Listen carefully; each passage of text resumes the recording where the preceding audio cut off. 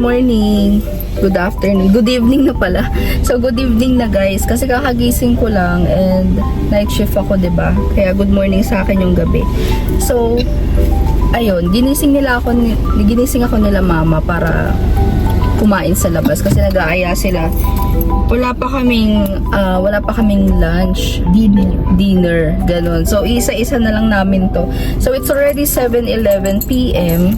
and we decided to go to SM North. So, I hope makaabot pa kami. Since 10 naman yung 10 naman yung sarado ng SM.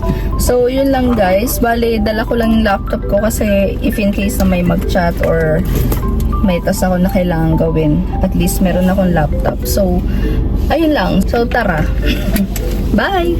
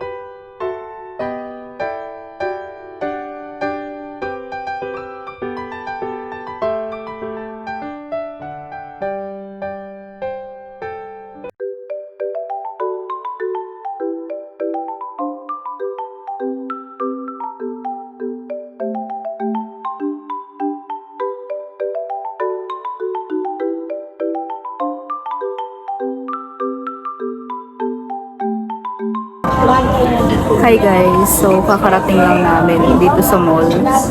Bale, muntik na kami masaran.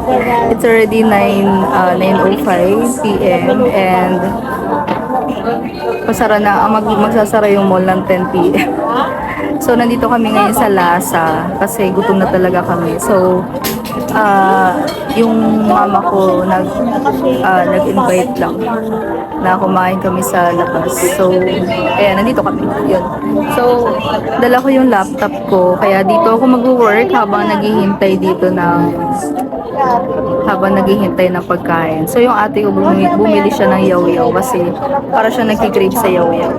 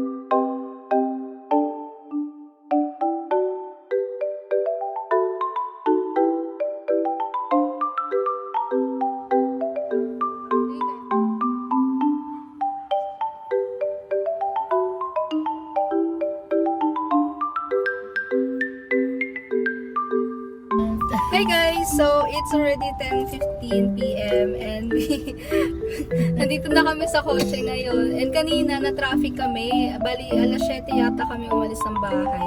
Tapos mga 8:35, ganon, nakarating kami dito sa mall. Kaya, medyo 45 minutes lang talaga yung in-stay namin dito. And good thing umabot kami sa sa kainan kasi hindi pa talaga kami nagla-lunch and yun na rin talaga yung dinner namin.